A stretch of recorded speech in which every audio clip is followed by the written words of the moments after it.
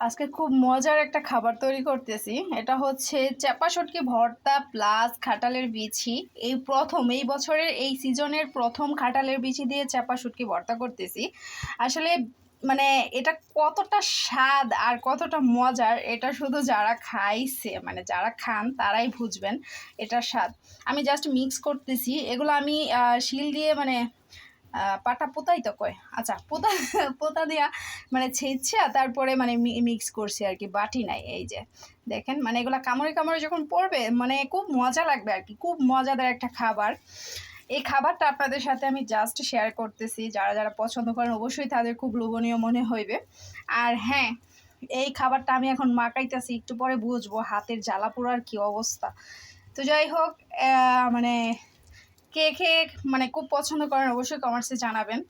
আর last মুহূর্তে এই মানে ভর্তাটা উঠানোর পরে এই পাটার মধ্যে যখন ভাত মাখায় খাওয়া হয় না, জাস্ট ওয়াও লাগে। তো যাই হোক, সবাই ভালো থাকবেন, সুস্থ থাকবেন। আজ এই পর্যন্তই, আপনাদের সাথে জাস্ট শেয়ার করলাম আর কি।